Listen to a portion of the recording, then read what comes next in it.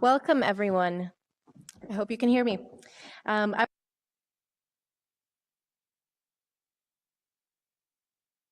Alondra Cano, and I'm the vice chair for this committee. And I will be chairing the committee today because our chair, Councilmember Elizabeth Glidden, is out on city business in Mankato. With me today are Councilmembers Andrew Johnson, Council President Barb Johnson, and Councilmember Jacob Fry.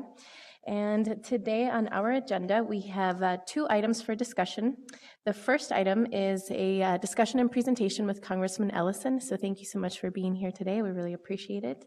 And number two is amendments to our city agenda for the 2015 year, updates on our federal policies. So without further ado, if we could please welcome Congressman Ellison to the front so we can begin our discussion. Well, Madam Chair and members, thank you all for having me here. It's an honor to represent Minneapolis. Minneapolis is about nearly 50% of the 5th Congressional District and clearly is a cultural hub for the whole Midwest, the whole nation. And it's really an honor to be a resident of the city of Minneapolis and to be represented by you. You're doing a fine job for us, and people around the country know Minneapolis is a well-run, progressive city that includes people and is always looking for the next thing to do to make our city greener, more inclusive, fairer, more prosperous for all citizens. So thank you for your time. I just want to give you sort of a brief overview of some of the work that we're doing together. There's a number of items that I'm going to hit. Please feel free to stop me at any time. But these are things that we're working on together. As you know, as the closest unit of government to the people, which is the municipal level, there really is sort of a very blurred line, if there's one at all, between the city, the state, and the federal government. We all work on all these things. We just emphasize different parts of it, and many of these overlaps will come into the dialogue as I share my remarks with you this morning. So first of all, let me start with invasive carp. Congress passed a bipartisan legislation I authored to close the St. Anthony Falls Lock and prevent invasive carp from moving up the Mississippi. When this issue was being debated, someone pointed out that, in order to close the lock, it's going to need an act of Congress, and you know how that's just not going to happen. Well, we got that act of Congress, and it was somewhat of a minor miracle. These days, it feels like Congress redefines the term dysfunctional. And so in order to be successful in that regard, it's, I think, a good thing. I can tell you that when we talked to the community about passing that bill, and Senator Klobuchar was there, the folks at Madden's Resort came down and said that in order to continue to have walleye be available to the people who they serve, we needed to take the action that we took. This is an industry, $240 million industry, the resort industry in Minnesota, and whether you're in the city or whether you're outstate Minnesota, we're all in this thing together. So it was very important. I want to thank the city council for the strong support of the effort, and also the Army Corps of Engineers has, the law basically says the Army Corps from 1 year of passage, which is next June, to close the lock. I'm working to make sure the lock is not reopened after the winter closure in order to protect our economy and our environment. And just to drive the point home a little bit further, 40-pound, I know better than that. 40-pound carp was found only a few miles. I mean, downriver. So this is important to close this lock as soon as possible. We're going to work with all of the vendors on the river and work hard to make sure that we minimize the negative impact to any party, but the threat of these carp is already upon us. Immigration, another issue that's federal but has very local implications. The Senate passed a bill over a year ago, but the House has yet to act on the bill. The President said that he will take executive action to help address and alleviate some of the problems associated with our broken immigration system. Last month, I worked with the White House to secure yet another year of deferred enforcement departure for Liberians currently residing in the United States. If this DED is not extended, Liberians in our community would have faced repatriation, while Liberia is facing a whole myriad of problems right now, not the least of which is the Ebola disease. the USCIS office move. Now, the USCIS is the local immigration office, had scheduled a move that would have taken the office from being 1/2 block away from public transit to over 3 miles away from public transit. And there was very little public consultation on this proposed move. Local communities came together. Many members of this council, including, I believe, Chairwoman Cano, spoke up, as well as many others of you did. And we brought our energy to bear to have the General Services Administration of the federal government change its mind. You might be surprised to know that just because a member of Congress says to a federal agency that they should or shouldn't do something, they don't always listen. But the community effort came together, and our one voice made a big impact, and we were able to stop that move. And we're right now in the middle of a dialogue with GSA on where the suitable location can be. We're organizing community at various spots to discuss where the new relocation should be. We haven't arrived at a final state yet, but I think we've got a much better process than we had before. Thank you to members of the Minneapolis City Council for that. Transportation and infrastructure. I voted reluctantly for a short-term fix, a funding fix to get us through May 2015 for the highway transportation bill. But we need a long-term solution. We should have a 6-year bill. I mean, whether you're a construction worker or a company that does construction work for highways, a short-term bill is just very difficult for you to move forward on. You can't plan with that kind of bill. I did vote for it because it needed to happen, but I far and away would have preferred a 6-year bill, which is what I think we need. You know, the American Society of Civil Engineers grades our infrastructure across the United States a D, because we just haven't invested in infrastructure the way we should. And I support investing $25 million from the federal government into an infrastructure bank over the next 5 years, which would then allow us to float bonds from that bank and leverage that into about $625 billion in infrastructure spending. We have over $1 trillion in infrastructure spending that we should be doing that we're not keeping up with all the time. China, India, and other countries across the globe are building infrastructure at a very rapid pace. This is a key issue for us to remain competitive.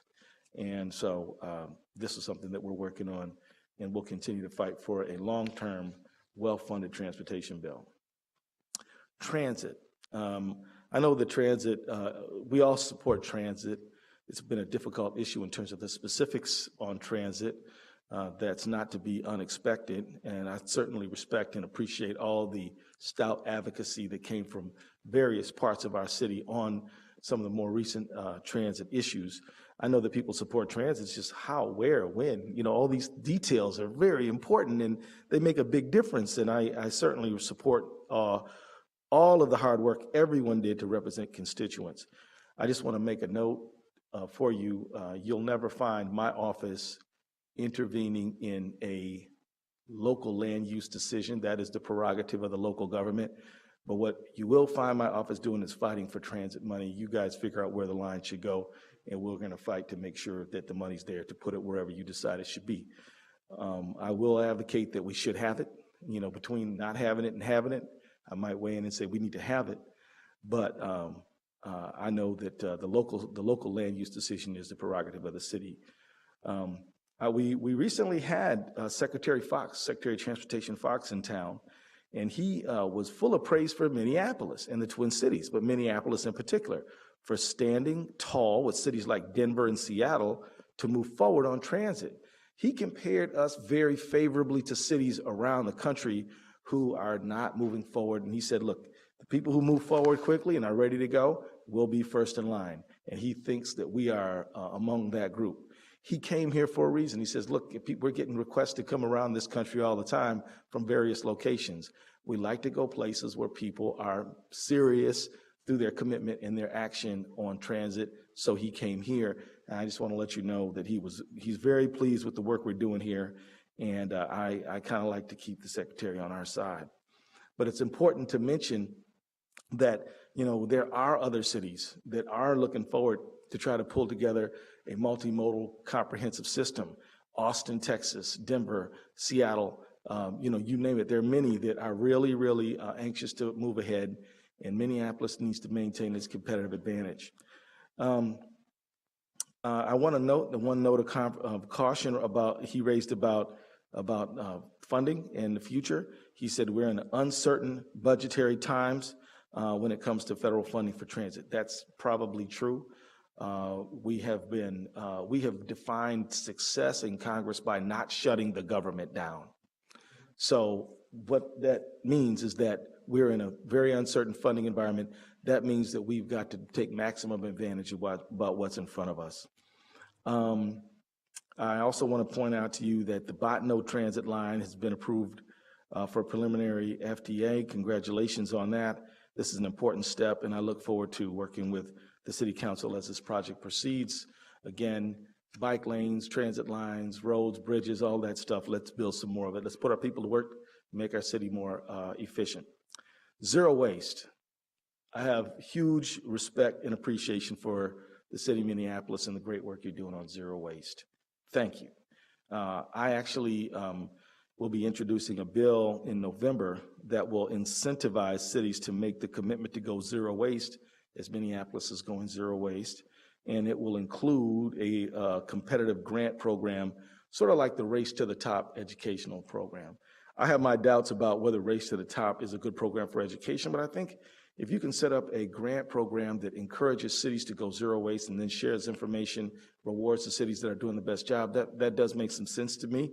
And so my work with you at the local level on zero waste forums that many members of this council have attended and participated in has helped me to draft the bill. So thank you for your participation. Again, teamwork makes the dream work, and doing this thing together, I think, is critical. Thank you also for your initiatives on this front. And zero waste initiatives like create new jobs and revenue while reducing waste that leads to climate emissions and poor air quality. In Minnesota, statewide, more than $270 million worth of recyclable materials like plastic, metal, and glass are thrown away. We're literally throwing money away. And so going zero waste is saving money, is prudent, it's what our constituents expect. Thank you very much for your work on that. Airport noise, RNAV. As you know, in February, the FAA decided not to implement RNAV at the Minneapolis-St. Paul Airport at this time. I understand the concerns that RNAV presents for Minneapolis residents. In fact, we held a very well-attended forum at Washburn High School not too long ago. This is a critical issue, very important to me, and I just want to let you know that we're engaged with you and want to work with you closely to make sure we have good outcomes for our citizens and that we hold federal agencies accountable. My office continues to be engaged in the process, and we want to work hand in hand with you to make sure that citizens are not adversely affected by noise pollution from the airport. Public health. Public health.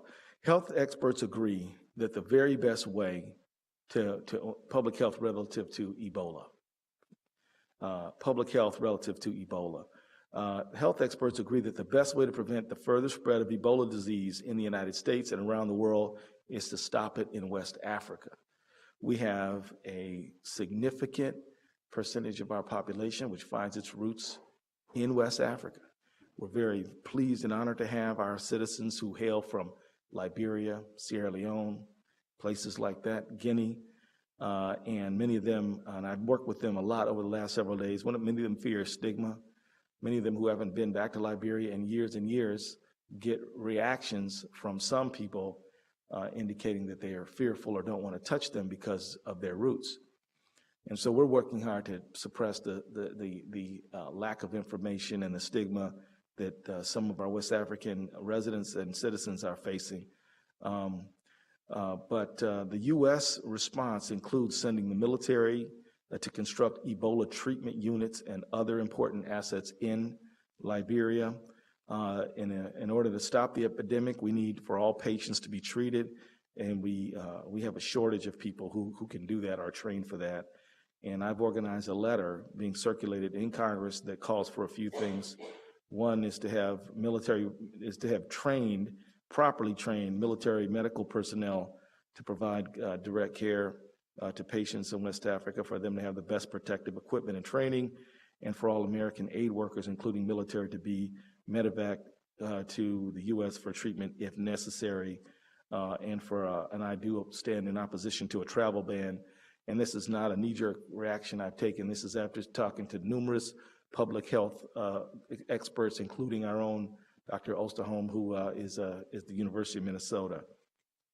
This letter that I just mentioned is being co-signed by Senators Chris Murphy, Chris Coons, Congresswoman Barbara Lee, and Karen Bass.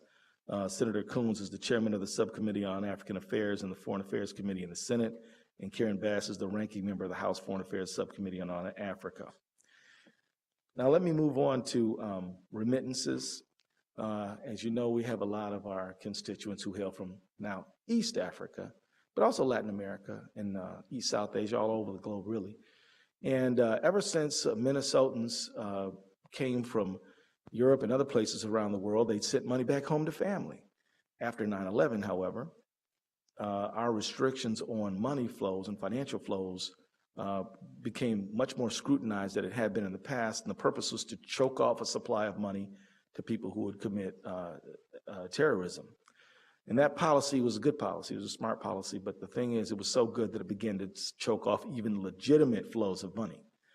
And so I've worked with Republicans, and we passed a money remittance bill that would consolidate and streamline requirements so that we wouldn't diminish the safeguards, but we would diminish just the administrative burden and expense of facilitating money remittances. We're now working with the Office of the Controller of Currency to make sure that this legislation is fully implemented and that we allow, people, Minnesotans, to send money back to loved ones. As you know, every dollar in a remittance is a dollar that the United States government does not have to spend in terms of foreign aid. So it's a good thing, and I'm committed to helping Minnesotans who want to do that. Also, I want to congratulate the City Council on making Bosaso and Minneapolis sister city relationship. This is a good thing. I tell people all the time, my primary focus is obviously on my congressional district, but I do have to, as a member of Congress, have a foreign policy agenda, and at the top of that agenda is Somalia. It's a failed state, and before I leave office, Somalia as a whole is a functioning state. It moves from a food aid recipient to a food producer, from a security threat to a security partner. This will be a great asset. As we know, there's tremendous assets in Somalia. I've even talked to Governor Dayton, who's indicated that if we can get it stable, or if it gets stable, maybe we should do a trade mission there one day. That's off into the future. But as a country that has more coastline than South Africa, that has tremendous resources of all kinds, I think it's a good idea for Minnesota to have a great relationship with Somalia, because Somalia will stabilize, hopefully sooner rather than later. And when it does, we ought to have a solid relationship. So I commend you for the Bosaso action. Let me wrap up by talking about campaign finance reform. Citizens United and its progeny, SpeechNow.org, and McCutcheon have started a campaign arms race. Who can get more billionaires to back what they're talking about. They make the polarization in Congress worse. They diminish the need for compromise, and Congress is not the only institution that's been affected. According to the Brennan Center for Justice report earlier this month, and I'll quote from the Brennan Center report, in the last 4 years, outside spending at state and local levels has surged. Often generated by far more obscure names than the Koch brothers, because the campaigns spend less and are therefore easier to influence. And so I mention that because Minneapolis should be governed by the wishes of Minneapolitans, not some big funder. And yet this is just another issue where the federal interests and the local interests line up, in terms of making sure that it's not big money, but to citizens who have their wishes expressed. So as you move forward,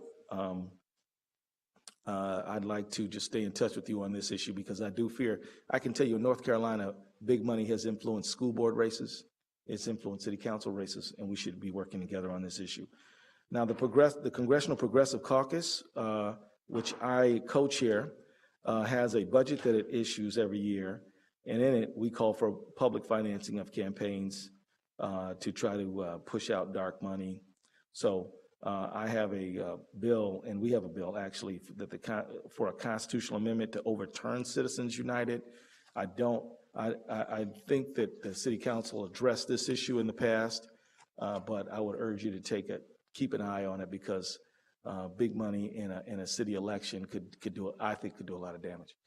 So with that, that's my report. I'll be happy to stand for any questions you may have.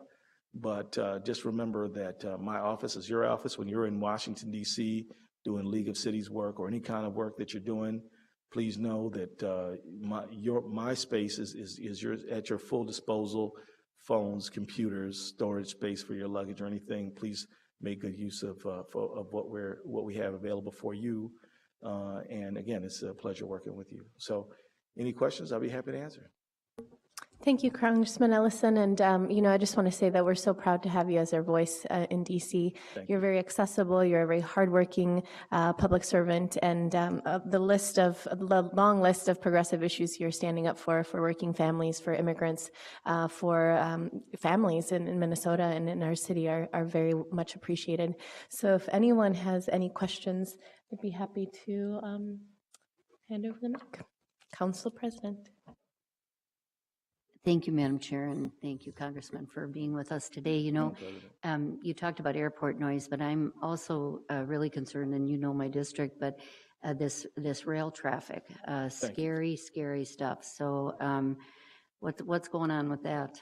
Well, I have to admit, if there's a big hole in my presentation, it's the rail issue.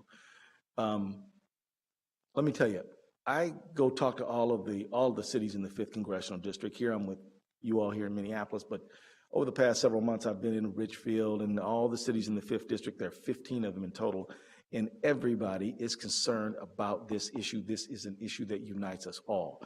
And let me tell you, the federal government, the federal agency that regulates this, has made a few requirements, slowing rail traffic down to 40 miles an hour in the urban area, but yet there are so many other serious issues.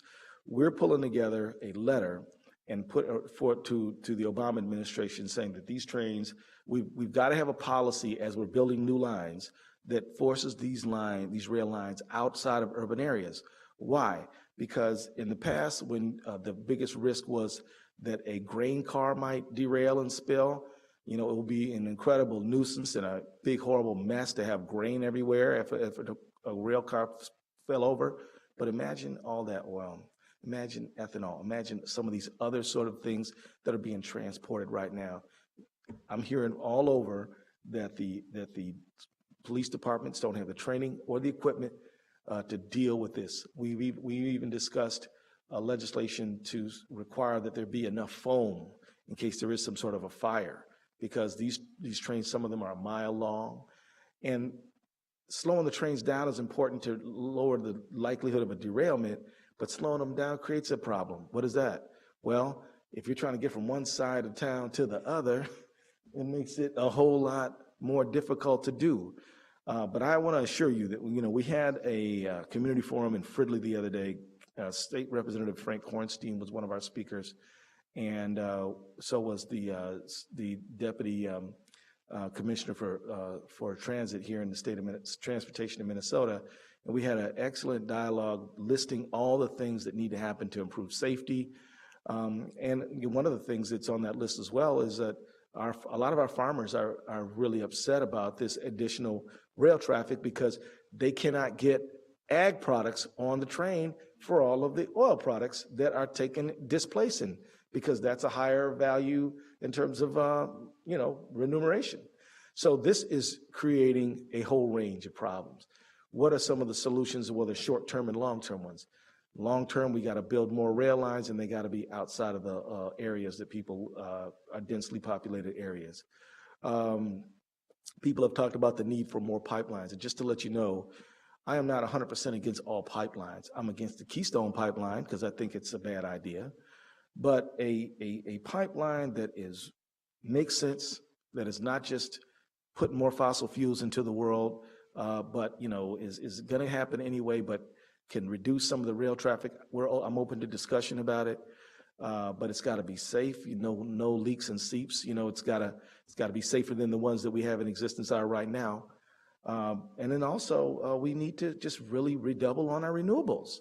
I mean, I really believe that the increasing our renewable energy standard on solar and wind, wave is going to be part of the solution to this problem as well. But thanks for raising it. And I want to assure you, this is on the top of our list of concerns. Well, I just want to say thank you to everybody and let you know that we're at your service and thank you for your service to our state and our city. Thank you, Congressman. I do want to acknowledge that we've been joined by Councilmember John Quincy earlier throughout the presentation.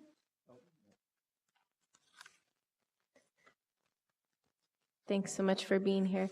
And now we will move to agenda item number 2. So we'll hand it over to Jean Ranieri from the Intergovernmental Relations Department to talk about the First Amendment. Thank you, Madam Chair, members of the committee. The 2 items before you are the amendments to our federal agenda, and they came by members of the committee. First one is antibiotics that are becoming bacteria resistant. This came from Councilmember Andrew Johnson, who brought it to us. Initially, it was pretty limited to animal agriculture and just the use of antibiotics in agriculture. The more research we did, we discovered that the president and science advisors and medical researchers around the country and around the world are concerned about this issue. So what we did, with the permission of Councilmember Johnson, we expanded the recommendation to include the recommendations from the president's executive order. He's basically established a multi-agency task force to come back with a national strategy and a national plan to combat this. Things like more money to research drugs, more actually to control and be reporting on use of drugs, use of antibiotics.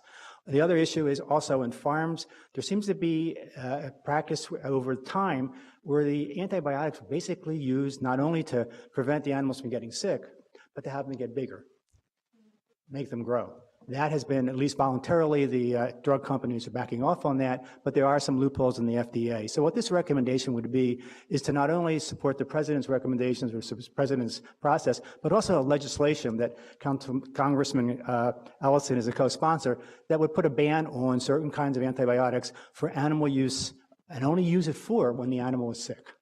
And that's basically, Madam Chair, what the recommendation is, and it's in bold. It would be added to our legislative program. Have any questions from anyone else? Wonderful. Yes, please go ahead, Councilmember Andrew Johnson. Thank you, Madam Chair. I would like to move this legislative amendment relating to the combating of antibiotic-resistant bacteria and then say a couple of words. So moved, and please go ahead. Thank you. I just wanted to thank our staff for their work on this and to thank Congressman Ellison for co-sponsoring a bill to address this issue. You know, these antibiotic-resistant bacteria actually lead to around 23,000 deaths annually in the United States, more than $20 billion in economic loss. It's a huge issue, and so I think in a long tradition of Minneapolis supporting positive developments within our health community, this is yet another step where we can add our voice to a growing coalition and hopefully see some positive change nationally. Madam Chair, we also checked with our public health department, and they're in support of this also. Great, that's good to hear. Alrighty, so I think we're ready to move this to a vote. So all those in favor of amending the agenda to include language relating to combating antibiotic-resistant bacteria, please say aye. Aye. All those that would not like to support this, please say nay. Madam Chair, the next one came from Councilmember Frye. This deals with a Supreme Court decisions, the Clean Water Act, and definitions of what is the waters of the United States. Mostly people thought that waters of the United States would be covered under the Clean Water Act or navigable rivers or navigable streams. The Supreme Court, there were some test cases, and the Supreme Court ruled that, yes, it's more than navigable rivers. It's more than just like the Mississippi River. It's those streams that are upstream, or those. But which ones are they? So this rule attempts to try and define which streams, which waterways are covered under the statute. And it has caused lots of discussion across the country, particularly in the West and in Arizona, New Mexico, and Nebraska, where there may not be a lot of streams all year round. When it rains or intermittent, so are they covered? So this rule attempts to apply some science and some measurements to this, and also saying if we can't find a nexus between the stream and pollution and tie to a navigable river, we'd have to maybe do it on a case-by-case basis. This rule has not been promulgated. It's called guidance. It is expecting to have closure of public comment by the 14th of November, and then it'll probably go through revisions again and possibly come back. So this is an issue. We're supporting the rule now. We're proposing support of the rule, and we'll keep you posted on what happens. And I'll turn it over to Councilmember Frey. If there's any. Sure, Councilmember Frey. Thank you, Madam Chair. This was brought to us through the Clean Water Action Group. They expressed concern with some of the potential pollutants that can be upriver, particular, I believe, with nitrogen. And was there another one as well, Mr. Madam Rainier? Chair, that was the major one they talked about, was nitrogen. There's a problem with nitrogen seeping specifically from fertilizers. Here's the dynamic. What's happened over many, many years is that the soils upriver have, for all intents and purposes, become sponges. They're sponges without any nutrients or minerals in them, and they necessitate, you can't plant anything unless you have a heap ton of fertilizer. The problem is once you put the heap ton of fertilizer in, it seeps out throughout the year. The nitrogen gets into our water supply. It goes downstream. It activates foreign nature into the different lakes and stream beds downriver, and it becomes a significant problem. Not to mention, it inhibits us from producing, locally and organically grown food. So this was a measure to hopefully address that. And granted, it is not, as Mr. Rainier mentioned, this does not deal directly with Minneapolis waters, but Minneapolis waters are directly impacted by what's going on upstream. And Madam Chair, members of the committee, we also checked with our public works folks and our public health folks, and they see no direct impact on the city, but it is an impact on the environment. Wonderful, thank you. So it sounds like we're ready to move this as well. So all those in favor of amending the agenda to include language relating to the waters of the United States, please say aye. Opposed, please say nay. Sounds like it passed. And without further business on our agenda, we are adjourned. Thank you very much. Thank you.